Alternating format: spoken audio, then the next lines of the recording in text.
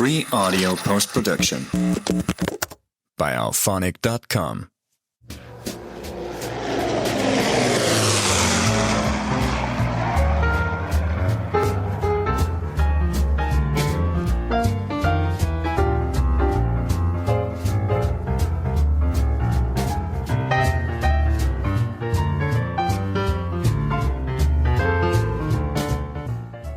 Hello and welcome to another episode of Nevermind the Dam Busters, the RAF Bomber Command podcast, taking a deep dive into the rich, complex and often controversial history of RAF Bomber Command. Now I should say in advance that I am suffering from COVID at the moment, so I do sound a bit huskier than I normally do, and I am being powered through this with painkillers and caffeine. I am James Jeffries, and today I am joined, as ever, by Jane Gulliford-Lowes, who will be answering questions about her book, Above Us the Stars, 10 Squadron Bomber Command, The Wireless Operator's Story, which was released in 2020, so 5 years now. The book covers the story of 20-year-old wireless operator Jack Clyde and the crew of his Halifax and 10 Squadron, as well as the family he left behind in Durham, the mining town of Seaham Harbour. Jane has mentioned Jack and 10 Squadron many times in the pod, and I thought it would be a really nice idea to revisit the story and also reflect on the process of writing it with Jane, as well as kind of discuss her thoughts on it 5 years on. Now, I first became aware of the book shortly after release, and I read it, ordering it directly from Jane, and I loved it. I've got lots of superlatives to say about the book. It's a wonderful read, very, very powerful, and the balance is wonderful as well, with the bigger stories, but then the family stories and the personal stories, and discussing Bomber Command. It's not an easy topic to talk about. It can be very, very challenging too, and I think Jane does a wonderful, wonderful job. Now, I think I've been aware of Jane in the independent company. I think we'd had a couple of chats during lockdown, the live streams with We Have Ways, and we might have exchanged, as I say, a few messages about both being Bomber Command historians, and shared a couple of things via social media. And believe it or not, I first remember meeting Jane when I visited our mutual friend Rachel's house, and I was actually a bit starstruck. This was someone that I'd read the book, I very much admired. And I was too shy to ask you to sign my book. I remember it being upstairs, and I was like, do I get it now? Do I get it now? Do I bring it down now? And it just felt a bit embarrassed about it. I was like, how do I bring this up? We had a lovely dinner and conversation. And I mean, how times have changed. But yeah, firstly, Jane, how are you? How are you doing? I'm very well, thank you. But I do find this completely hilarious that anyone's... It's crazy now, isn't it? Yeah. Me, yeah, God, yeah, is rather hilarious and quite charming as well. But yeah, I think it was the same for me. I first really became aware of your work during lockdown. I think I was watching the History at Home seminars that you did. God, this guy really, really knows his stuff. And I was extremely impressed. So yeah, I'm fine. I can't believe we've got to episode 53 of our own podcast. It's crazy, isn't it? I've never even spoken about my own book, but yeah. This is why I'm not on the news. Well, I'm good at plugging things. Yeah. Anyway. Well, this is the chance to talk about it, definitely, without a shadow of a doubt. So, I mean, the obvious first question really is, how did this book come about? Okay, so Above Us the Stars is my second book. I wrote my first one, which we'll touch on briefly in the discussion, in 2017. And I was looking for an idea to write something more, having got the bug. And the obvious choice for me was to tell the story of my great uncle, Jack Clyde, and his bomber crew. I actually inherited Jack's logbooks and all of his papers, his medals. I've even got his dog tags and his notes from wireless school. I've got bits of diagrams from Halifax circuit boards, all sorts of stuff. And a pile of photographs with Jack being Jack. He's kindly written the names of all the crew and everybody, even all the ground crew on them, which made the process so much easier. Jack's story was a story that I knew I wanted to tell, mainly because Jack never ever spoke about Bomber Command and about his experiences to his family after the war. And it was just something that he just didn't talk about. And after he passed away in 1968, the years moved on, and I've obviously always been interested in the Second World War. And I decided then that this was really a subject that I wanted to explore further. I wanted to find out what Jack had been through, why he didn't talk about it, and, just to tell the story of his war. But there was sort of a wider thing there as well. I also wanted to tell the story of Jack's hometown and the impact that the Second World War had on the small mining town of Seaham Harbour, which is on the Durham coast. For those of you who are unfamiliar with this tiny neck of the woods, because the Northeast tends to get forgotten about, I think, in the overall picture in the Second World War.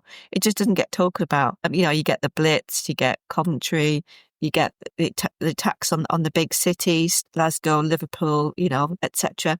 Yeah. But no one really talks about this area, and in terms of the contribution that it actually made to the war effort as well. So that's something which I really wanted to explore too.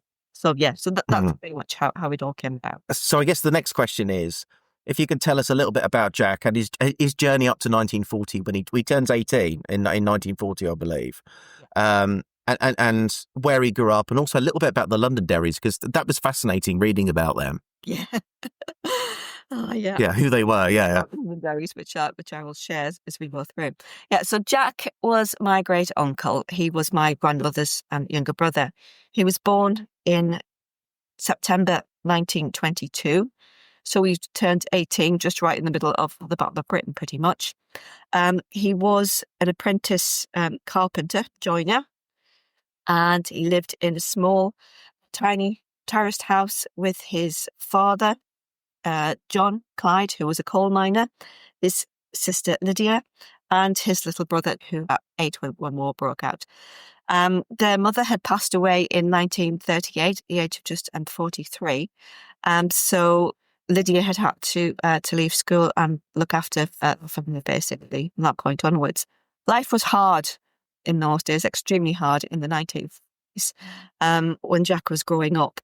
And I think the sort of turning point for Jack in terms of the war and his decision to join the RAF, and RAF Bomber Command in particular, was the events of the 15th of August 1940, at the height of the Battle of Britain, when the Northeast was very, very heavily bombed by Luftwaffe aircraft from Norway and Denmark. People think that, the Blitz is something which happened in London, etc., that there was only bombing it in the big cities, but there wasn't. The northeast of England was particularly targeted because it was an area of heavy industry. So you've got numerous coal mines. Seaham Harbour had 3 coal mines, so it was really, really important. It also had docks, which exported coal to other places around the country. You're close to the big ports at Sunderland, where there was massive shipbuilding going on. Likewise down at Hartlepool and Middlesbrough, and of course at Newcastle as well. There are steelworks in the local areas. There's every kind of heavy industry that you can think of is taking place in the northeast of England. It's absolutely crucial to the war effort. So that's why one of the reasons why Seaham was targeted. And this wasn't the only time that it was bombed. For such a small place, I think at this time it probably had a population of around about 15,000, 17,000 people. The vast majority of whom were employed in the coal industry. It was bombed repeatedly throughout the war with significant loss of life. So, the book really opens then with the aftermath of this bombing raid, which hit the street called Ilchester Street in the part of the town called Dordon, which is close to another colliery, Dordon Colliery. And it describes how Jack visited the aftermath of this raid, which had killed a number of people, flattened several houses. And this was really the town's first proper experience of war, because nothing had happened up until that point. There'd been nothing. Obviously, it'd been the phony war. The drills, the beaches had been closed off. People, had to put on their gas masks. Everyone had an air raid shelter built in their garden. The children were doing sort of practices in their schools about what to do in the event of an air raid, etc. But nothing had happened. Some people thought, nothing might actually happen. Well, why would Hitler want to bomb this tiny little corner of England, so insignificant? But obviously, all of that changed on that day. And I think the things that Jack saw and witnessed on that particular day encouraged him to want to do his bit, basically, and made him want to sign up. And why he volunteered with Bomber Command, I've got no idea. Why he didn't just, decide to join the RAF as a technician or whatever, given his background, I've got absolutely no idea. But because he was under 18, because he was just turned 18, he had to get his father's permission, obviously, to sign up, and his father had to sign his attestation papers. And yeah, so he volunteered for Bomber Command 2 weeks after his 18th birthday, so he was very young indeed. So that's a bit of the background. But you asked there, who were the Londonderrys? The Londonderrys were the local landowners and coal magnates and London aristos. They were fabulously wealthy people who had 5 stately homes around Britain and Northern Ireland. Their family seat was at Mount Stewart in Northern Ireland. But yeah, they'd sort of taken over the coal industry in this part of County Durham in the early 1800s. And that was the source of their wealth, really. So they'd employed generations of my family in their coal mines. I should point out that I come from 5 generations of coal miners on both sides of my family. So that's a heritage that I'm very proud of, and which I really wanted to emphasise and bring out the importance of that in the book. But as for Lord Londonderry, the patriarch of the family, he was a bit of a wrong 'un, shall we say. He had been a regular visitor to Germany in the 1930s.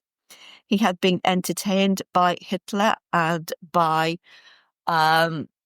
Goering. Goering had taken him hunting at his hunting lodge at Cannon Hall. He'd been a guest of Goering at the 1938 Winter Olympics. 1938? 1936 Winter Olympics. I think it was 36, yeah. At Garmisch Park in Kirken. And the whole family went along. There's all these lovely letters passing between the Londonderrys and their German friends, basically saying how wonderful Hitler is, etc. And of course, this went down like a lead balloon with the local populace. Londonderry already had a bad reputation as being an employer who ruled with an iron rod and a bit of reactionary. He'd taken a very hard line against the striking miners in the 1921 general strike, and again in 1926. Even his cousin Winston Churchill thought he was a bit too right wing, and that's saying something. So Londonderry is basically the employer. He built the town. He employed Jack's father. So that's the sort of context, the social context, if you like, at the time. And the Londonderrys actually came and visited the town after the bombing on 15th of August 1940. Lady Londonderry came first, and then she was followed by his lordship shortly afterwards, and they then attended the memorial service. But as you can imagine, they don't get a warm welcome in the town. They are not well liked. For the reason that, well, their employees hate them to start with, and also because of his links to Nazi Germany as well. So there we are. Goodness, yeah. Yeah, definitely worth mentioning. I mean, the thing that I find with the book is you paint a wonderful picture of life in the Northeast during the war. And I want to ask, did it help that you are from the Northeast? You know, were you able to do this in a way that maybe someone like me couldn't have written it? Did it help you make the past more real and relatable because of that connection? I think so. I could not have written this book if I wasn't from the Northeast. It's almost like a love letter to my hometown, if you like, the people and the town itself, and the area of County Durham generally. I think to be able to write the book in the way that I did, you need to have that very detailed knowledge of the town and of the town's history, and an understanding of its people and the sort of social background, you know, the social factors about the mining industry, about poverty in the 19th, and sort of the wider social context. And I also I hope that something of the warmth of the people of this area comes across as well in the book. I think that was something which I really wanted to try to portray. I know that we've discussed this briefly ourselves, but I've tried to sort of explain or relate how Jack and his family members would have spoken to each other and how they would have conversed without doing it in a kind of sort of patronising way. So I speak how they speak. I know I don't sound like I do a lot of the time, but when I'm at home, that's how I speak. I hear it. I love it. And I think that's the thing when you're writing these conversations. I couldn't have written that because people would just go, oh, he's taking the mick or whatever. But because you can, there's a warmth and depth to them where you go, I know exactly where this person is, where they're from, and I love the way that they're talking to each other. Yeah, it's like that conversation between Jack and his brother-in-law's brother, Leo, who's also my uncle on the other side of the family. He was ground crew technical staff at 10 Squadron at the same time that Jack was there. So they were sort of interacting all the time. And Jack used to give Leo his keys, his house keys, every time he went on a bombing raid, in case he didn't come back, so he could give them back to Jack's sister. And there's those sort of like little aspects of those relationships, I think, that are really, really important. And that whole sort of close-knittedness, if you like, of the mining community that Jack and Leo came from, I think comes across it in just little snippets like that. Well, I think this is a good point to talk about the wider members of Jack's family. Can you introduce a few of them now, and also their experience of the war and bombing? And I mean, we've already said this really, but I think that reading Above Us the Stars is a reminder that it wasn't about the East End and London getting bombed. I mean, my nan and my granddad, actually, on my dad's side, grew up with the Blitz. My nan was slap bang in the middle of near the docks. She was a child growing up with all of that going around. But I was constantly reminded, it wasn't just London. It was Liverpool. It was the North East and such like. But yeah, tell us a little bit about the wider family and their experiences. Okay. Right. So Jack's father is John Clyde Sr., after who he's named, John Jack. He was, as I said, is a widower and he is a coal miner. He's had a very, very hard life.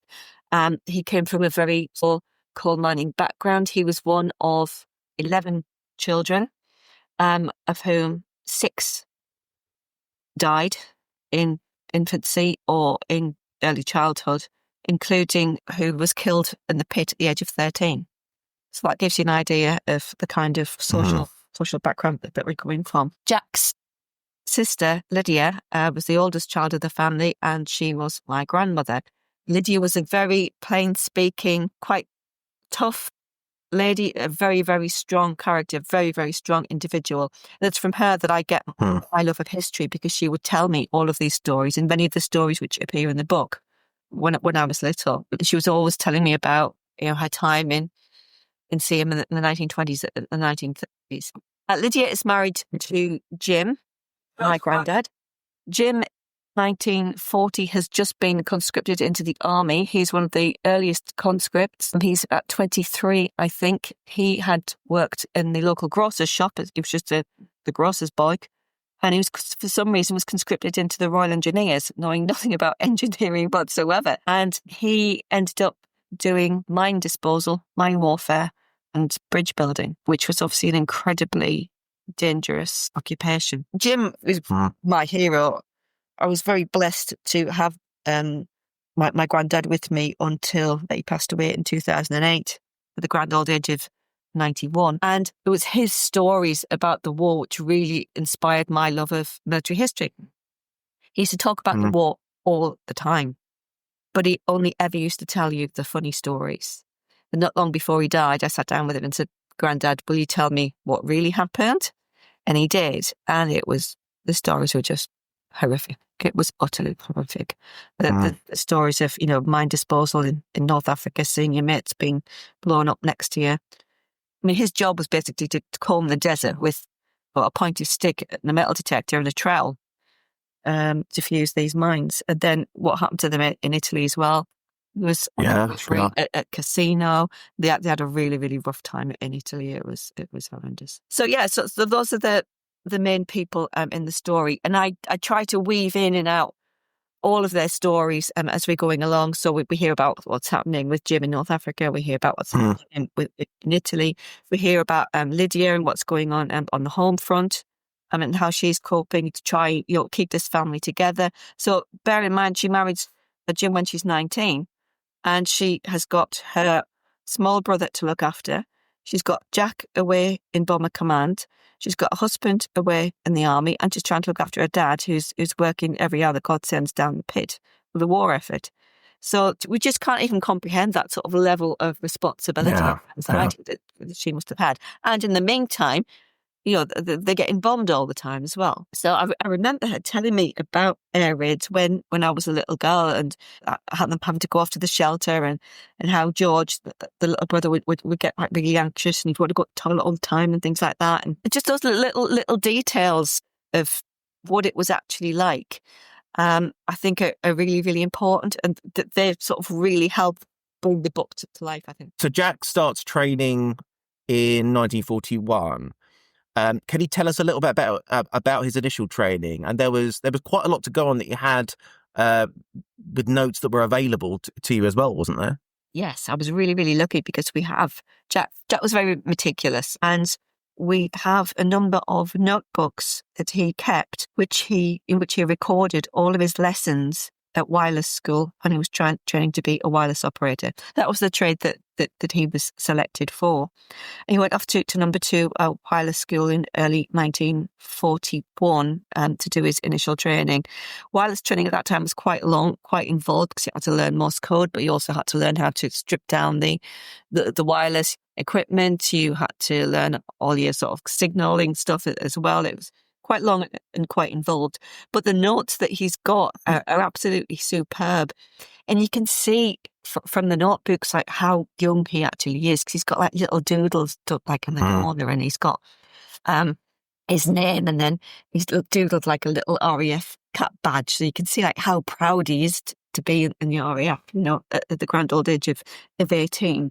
And it's the level of detail is like there's all these like circuit diagrams, all this coding stuff. There's all the Morse code stuff as well. There's absolutely loads of stuff, and that really gives you an idea of the depth and the nature of the training that he was undergoing, which was so helpful when I was writing the book. Gosh, you're so lucky to have that. I mean, I've got so many questions about my granddad who was in REME, because he didn't talk about his experiences at all. He just met my nan and fell in love, and that's it. And it was after he died that I found out he had an Africa Star and a First Army class, and I was like, what? I had no idea about this. But anyway, sorry, I digress. So Jack spent some time at West Raynham. Can you tell us a little bit about this? Yeah, so in the early part of the war, if you were training to be a wireless operator, after doing your initial training at wireless school, you would actually be sent to an air station for about a year or so to gather experience working in comms and stuff. So and he was sent down to West Raynham, and he was there until about August 1942. He had some interesting experiences when he was there, because obviously West Raynham is in Norfolk. This is the time when the Americans are starting to arrive, and there's the construction of the massive American air bases all around. The station at that time had a number of Blenheims there, you'd be pleased to know, James. My face is just lit up, as it always is when the Blenheims are mentioned. The excitement, they had a visit from the King and Queen in the spring of 1942 to King George VI. And amongst Jack's papers, there's this little set of photographs of the King and Queen's visit, which are absolutely lovely. And he's scribbled a few notes on the back. And there's one in particular, which is Squadron Leader Jenkins being presented to the King and Queen. And he's on crutches at the time. And he'd actually been shot down, and he'd been rescued 3 days later, presumably from the sea, from the dinghy or whatever. And Jack had actually made a little note of this on the back. And I wondered why he'd chosen sort of to record that information in particular. What that meant to him personally. Had he been manning the wireless up room when the guy had gone missing, or when he'd been recovered, or whatever? Why was that so important to him? So I thought it was just, again, a lovely little personal touch. So yeah, there till August 42, when he finally gets called up to do his aircrew training. And his first experience of flying is quite interesting, isn't it? Yeah. How did he find it? So on 2nd of August 1942, Jack's issued with orders to report back to number 2 Signal School on Wednesday, the 26th of August, to begin his training as a Bomber Command aircrewman.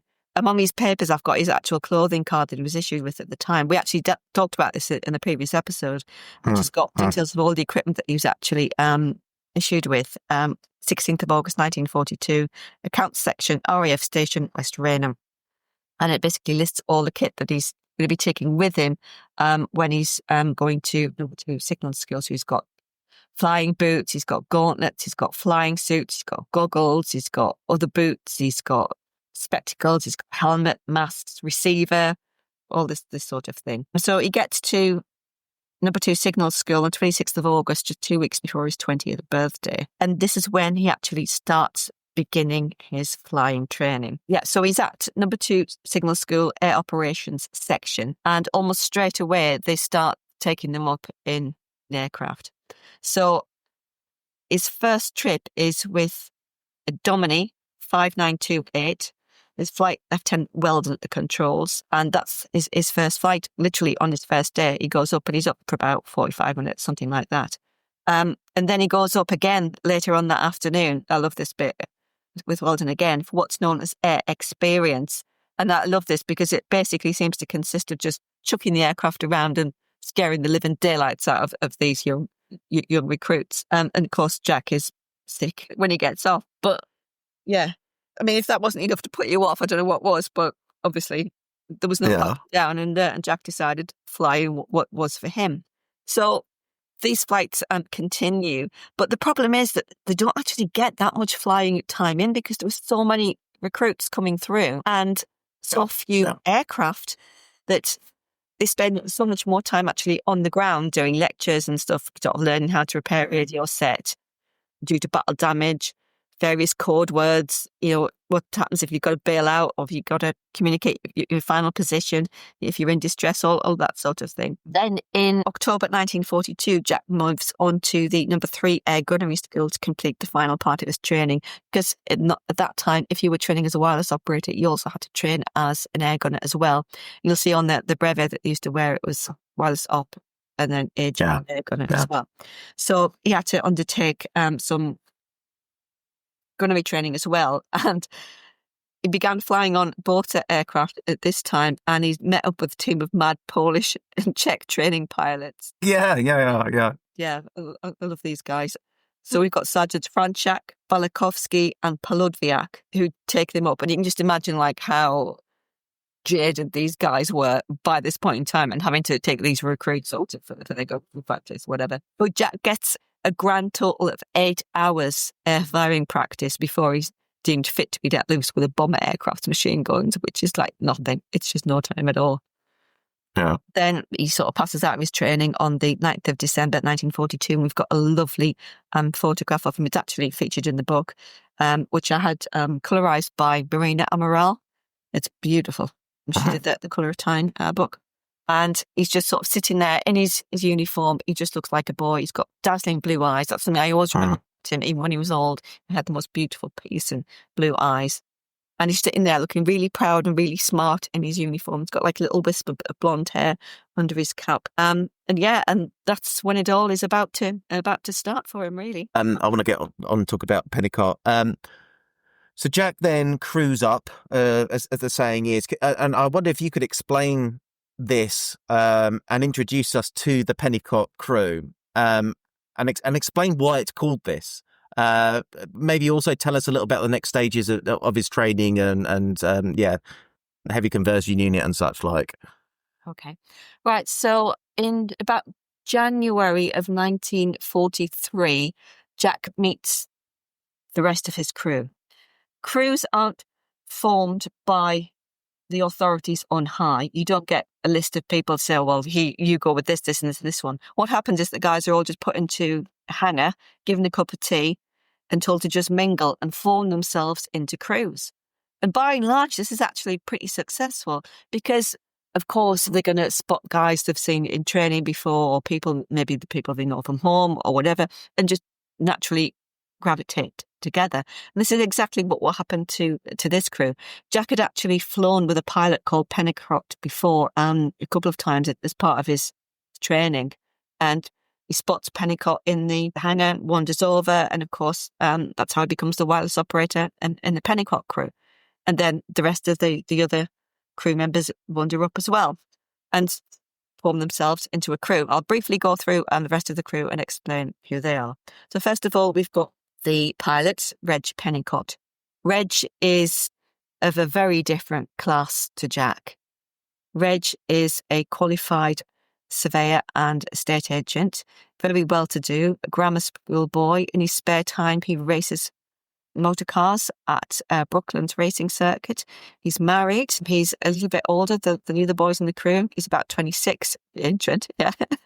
A very, very sophisticated, very sort of debonair, shall we say. And I think Jack was kind of like a little bit scared, a little bit mesmerised by him, but he absolutely came to worship this guy as the rest of the crew did as well. So then there's Jack, obviously the wireless operator. We've got the flight engineer, George Phillipson. George is a Cockney from the East End of London. He comes from sort of West Ham area. He was a lot older than the rest of the crew. He's in his early 30s at this point in time. And the reason for that is many flight engineers were older because they were recruited from heavy industry.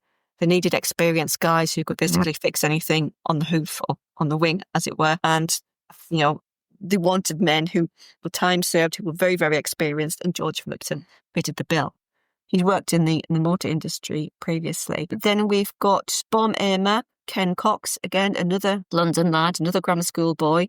He was from North London, I think, and Ken was quite a sort of anxious, nervy kind of lad, quite shy, quite fired. Then we've got Roy Tan, who was one of Jack's best mates in the crew. Roy was the navigator from Norfolk. He was a butcher's son, again, quite shy, quite a quiet sort of lad, as Jack was. I think that's one of the reasons why they got on. Then you've got their Australian mid-upper gunner, Freddie Singh.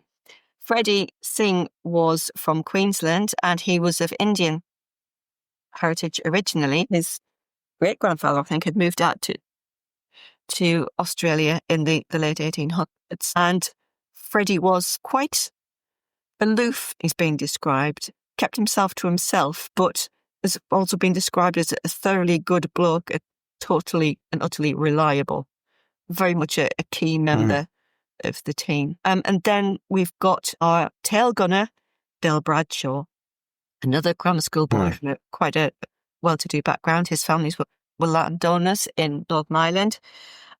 He was very young, just a couple of months older than Jack when he joined the crew as well. And Bill looked like a film star. He really did. He was so handsome, and he had the most gorgeous smile, which you see it in the photographs that were put up. You can see it in the book as well.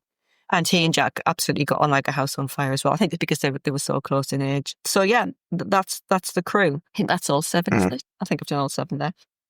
I think so. Yeah. So then they start their training. They start on various different kinds of bombers, the twin engines, Whitleys and things at first. And then they have an unusual episode, just to say, before they joined the heavy conversion unit and just after they've completed the operational training, they are sent on secondment to Coastal Command, because Coastal Command is so short of aircrew and aircraft at this particular time. So they are sent on I think it's about a month-long secondment, and they are basically conducting air-sea sweeps and looking for submarines in the Bay of Biscay, which is a bit of a diversion. But this is going to prove of some relevance to them later on and of some use. They have a couple of scary moments when they're doing that, including coming back on 3 engines. But, you know, that's what it's for. This is what this training's for, so that they're able to deal with these situations when they actually come to be flying operationally, when they're flying over Germany. Then they join the HCU, heavy conversion unit, I think in about the March time, and then they go on to their operational aircraft, which is the handy page Halifax. Yeah, I mean, this is the next question, because at this point the Halifax enters the story, and I am sure that most of our listeners must be aware now of your affection with the Halifax. And I've got to ask you, was it formed because of writing this book and learning about Jack's story with it? And you described quite vividly the different crew positions and what it's like. And I felt I was with you in the Halifax when you were describing this. So yeah, how did you go about learning more about the Halifax here? Well, first of all, I began by reading absolutely everything that I could get my hands on. So every book about the Halifax that had ever been written, any crew books. So there's not as many books by crew members about Halifax as Lancasters, of course. And then I discovered that the Yorkshire Air Museum had this beautiful replica Halifax. So I contacted them and we went down to see it Friday the 13th at Elvington. And they very kindly let me explore the interior of the aircraft, which is near as damn it's pretty close to how it would have been. So I spent hours there and hours sort of asking like really, really nerdy questions, like where's this aerial going and what does this lead to and why is this fixed to this and what would have happened in this eventuality and what could you see from here when you were actually flying, and would Jack be able to see Roy, and could he have spoken to Freddie, and all these kind of really, really technical questions. I think they were a bit fed up with them by the end, but they were lovely and so helpful. And I ended up doing this a couple of times. So that was absolutely crucial for me in being able to tell this story properly, because you had to get a feel for what it was actually like to sit in the wireless operator's position underneath the pilot in this little cubby hole, which is absolutely tiny. Fortunately, Jack wasn't particularly tall. He was 5'8". But I'm 5'4", and it was cramped for me. And just to get an idea of how utterly claustrophobic it was on board this aircraft. It is so tiny inside. It's massive on the outside. It's like a TARDIS in reverse. It's massive on the outside. It's huge. But the inside is so congested and so claustrophobic. And the thought of actually flying and being fired at and flak exploding all around you and all hell breaking loose while you're in this really, really confined position was just utterly terrifying, I think. It must have been almost unbearable. I don't know how they did it. So yeah, that was really, really helpful. And I think that really gives the book a different complexion, being able to sit and describe what it was like, what Jack could see while he was doing his job, what was going on elsewhere in the aircraft. Yeah, but yeah, and that's how I fell in love with the Halifax, really. Because everything I was reading about Bomber Command was, Lancaster this, Lancaster that. Oh yeah, and there were also some Halifaxes, which, Yeah. Well, Friday the 13th was my introduction to the Halifax, and she's incredible when you see her. And this was a holiday, I don't know, when I was about 10, we went up to Yorkshire. And I didn't have much of a clue. It was Lancaster this, Lancaster that, as you say. And then it was like, this aircraft's incredible. Why are we not talking about this? That was my feeling seeing it. And I imagine it was a similar thing for you, because you'd grown up with the Dam Busters and such like. Yeah. Yeah.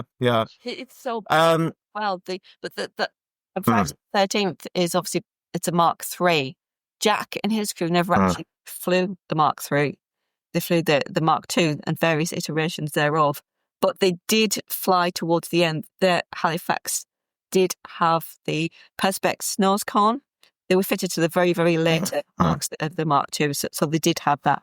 And I think it's such a beautiful, streamlined look. It's absolutely gorgeous. And the Mark IIs were rubbish, but as we will talk about in the book. But yeah, they were absolute devils. But the Mark III was a different beast altogether. How they actually managed to complete a full tour in a Mark II at that particular time, sort of going through the Battle of the Ruhr, sort of 43, 44, is just, it's pure luck. There's no other explanation, really. It's pure luck.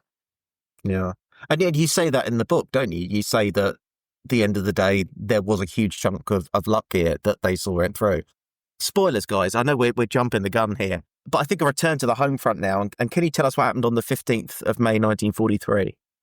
Yeah, so back home in Seaham Harbour that night, sister Lydia is 9 months pregnant at this particular time. She got pregnant just before Jim set sail for North Africa in 42, September 42.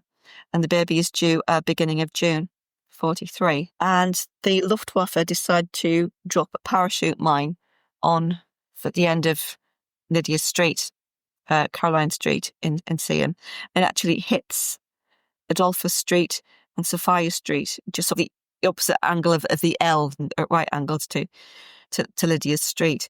There are 35 people killed. His house has its doors and windows blown out, roof's all damaged. And there's so much dust and debris that when their next door neighbour Edie comes in to try and rescue them and make sure that they're all right and get them out to the shelter, that Edie and Lydia actually pass each other on the stairs of this tiny little terraced house and don't even realise it because they can't see a thing. Obviously, it's pitch dark. It's dust and debris everywhere. And they actually pass each other on the stairs without realising. And Edie manages to find Lydia, drags her out of the house with George, the little boy, and the dad, John, and takes them to the shelter. But yeah, it's horrendous. As I said, a great loss of life in the town, in the end of the street. Lots of their neighbours are killed and injured, but it's just absolutely horrific. So we think that this parachute mine has actually been destined for the docks. Talking about a parachute mine, these are exactly the same mines that we're talking about in the context of mine laying in earlier episodes. We think that the Luftwaffe crew had been aiming for the dock, the harbour gates, and to blow up the ships and things there that were moved. So lots of coal vessels and things, which are obviously crucial for the economy. And we think they've been targeting that, and they just overstepped the mark, as they often did. All of the bombs which fell in more or less the same place throughout the course of the war. And it's all where they've overshot the mark of dropping them on the docks, and they've hit the houses instead. And that's exactly what happened here. So yeah, that's all going on in the background. And a day later, Jack's posted to RAF Melbourne, the home of 10 Squadron. I just wondered if you could tell us a little bit about 10 Squadron up to this point. Yeah, sure. So 10 Squadron is one of the RAF's oldest squadrons. It was formed during the First World War and is still very much alive and well today, I'm pleased to say. In the beginning of the war, it was based at RAF Leeming, and they were flying Whitleys. Then they were given a brand new airbase among the new ones that were being constructed in some area around York and moving towards East Yorkshire, between York and Hull, really, at RAF Melbourne, near the village of Seaton Ross. And they arrived there in October 1942. Well, shortly thereafter, they were converting from Whitleys to Halifaxes. Could that be right? Yeah. Yeah. So, 10 Squadron flew the first bombing raid over Berlin as well. That's what their claims to fame. And I think they had one of the highest operational sortie numbers for the entire war, bombing sorties. And they also did a lot of mine laying as well in the early part of 1944, when the Mark II Halifaxes were removed from operational duties over Germany because it was just too dangerous and the losses were too high. A lot of them were sent out mine laying, which again is how I got into the whole mine laying thing, because that's exactly what Jack's crew were doing at that point in time. But I digress. We're jumping too far forward. Yes, it's in this period that the Battle of the Ruhr is happening. I mean, I don't know if you want to. Most of our listeners know what the Battle of the Ruhr is, but if you want to quickly say what it is and this period, but what I'm really interested to hear is about Jack's and his crew's first operation, how that went, and how you went about researching that and the subsequent ops that he was on. Okay. Right, so Battle of the Ruhr, then Bomber Command are attacking the Ruhr Valley in northwest Germany, which is the big industrial area. It's kind of like, if you imagine Sheffield, Glasgow, northeast of England, all those big industrial towns all combined into one massive conurbation. That's basically what the Ruhr Valley is like. And it's where all the weapons are made, where all the armaments are made. It's absolutely essential to the German war effort. There's aircraft construction going on there. Essen, in particular, the giant Krupp's armament factory, is a regular target of Bomber Command. And so we're talking about spring of 1943, and Bomber Command are really, really starting to get into their stride now. So there are constant attacks on this part of Germany, but also consequently, as a result of that, Bomber Command's losses are starting to spiral because, it's just utterly horrendous. It's highly, highly dangerous. There are so many flat guns, anti-aircraft defences, etc. You've got the risk of obviously being shot down by German light fighters as well. And the Germans are really getting their anti-aircraft, their air defences together at this point in time, and it's proving absolutely lethal to the Bomber Command crews. And it's right in the middle of this that Jack and his crew have their first operation. They're rostered to fly to Wuppertal on the night of the 29th of May, 1943. Now, how did I go about researching this? Well, fortunately, I've got Jack's logbook, which has got obviously all the detail of all the operations that he flew on. But then I was also able to obtain the operational record books from the squadron and also just sort of general research from other squadrons who took part in the same raid as well. And that really helped me build up a good picture of what was going on. The operational record book was important because it gave me details of what actually happened to the crew and their aircraft in the course of this raid, which I was then obviously able to match up with what was in the logbook. So yeah, they had quite a sticky first operation, to say the least. In fact, I'd go so far as to say their first operation was very nearly their last. Just as they were approaching and making their bumping run, they were hit. Mid upper gunner's turret was shot out, and Freddie escaped serious injury, fortunately. But of course, that means that your aerodynamics are affected because you've now got all this cold air. You're traveling at 250 mile an hour, whatever, pouring into the aircraft. It's making the aircraft more unstable. It also shoots out their navigational equipment as well, so their compass and stuff is gone.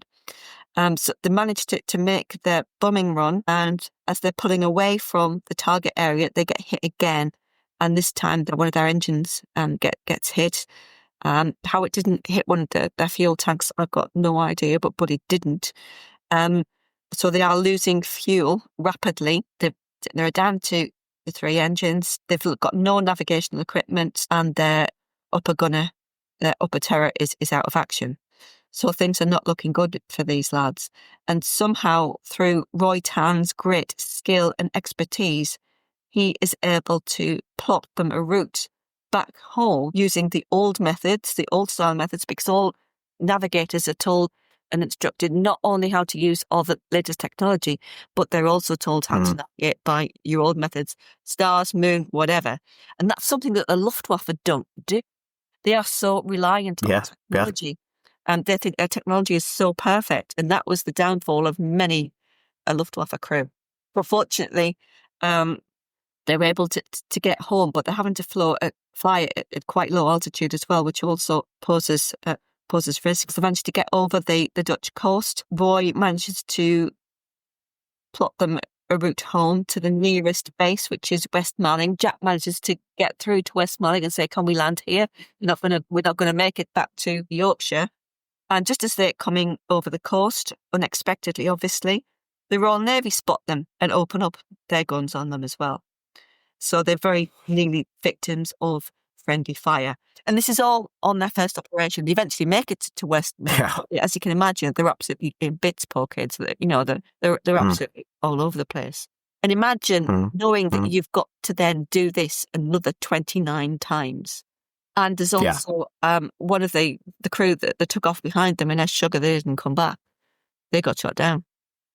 They were all killed. So yeah. I mean, it just doesn't happen about them, does it? Yeah. No. I mean, you make a wonderful point there about the whole blind reckoning training and the advantage over the Luftwaffe. I mean, sometimes I've seen historians be dismissive of that, of kind of, Bomber Command did blind reckoning, and they should have relied on more tech and such like. You're absolutely right. They need to use both. You can't rely on each other. You need the Astrodome. You need to be able to navigate by the stars and such like. But the next question I'm going to slightly change is, I think we talked about Wuppertal in our 3rd episode of the series. I can't remember. It's a 2-parter, wasn't it? Okay. And that's still one of the hardest episodes that I had to read. You wrote an absolutely fantastic script for that and very, very powerful moments. And that's my next question, because you're talking about Jack, you're talking about the crew surviving, and oh my goodness, that is a story in itself. But you talked about what was happening on the ground as well, and you made a point of doing that, didn't you? Yeah, that's something I wanted to do throughout the book, really, and I particularly focus on the raid on Wuppertal and a raid of Leipzig in December 1943 as well, because bomber crews and aeroplanes and stuff, that's only part of the story. Why were they doing what they were doing? What was the end result of that? And I think it's really, really important to explore the German civilian experience of what was going on. And through a friend of mine, I was actually able to get my hands on some eyewitness accounts of what was going on in Wuppertal that particular night, what it was like for the people on the ground. And it's just utterly horrific.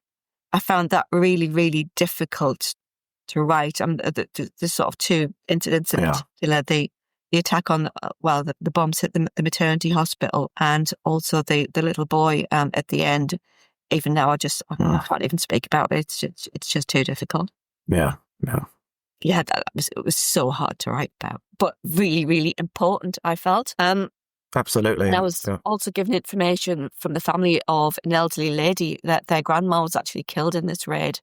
And through a friend who lives in Siam, he's actually married to this lady's granddaughter. He provided me with the family's accounts of what actually happened to their grandmother as a result of what my Uncle Jack was doing. And that was quite moving and quite difficult.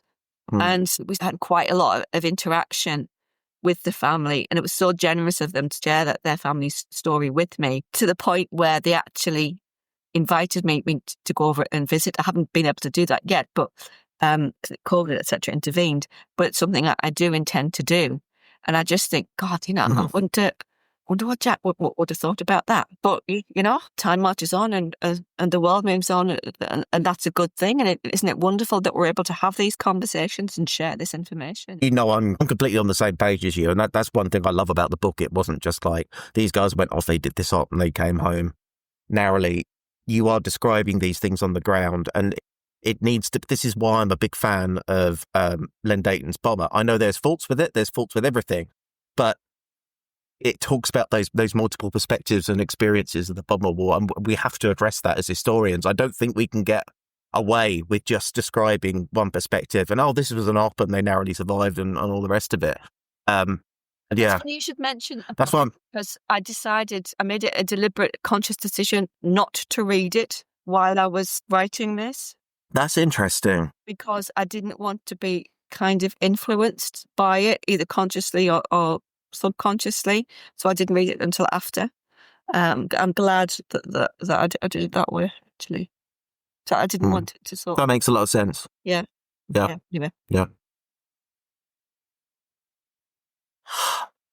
Yeah.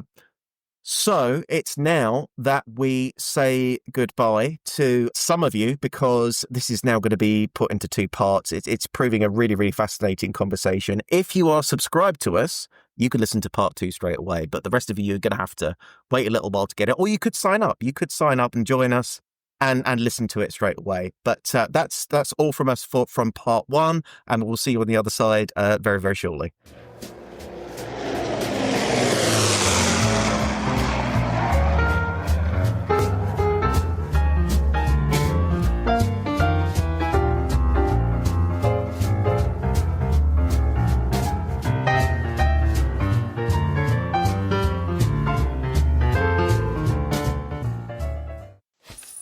Free audio post-production by alphonic.com.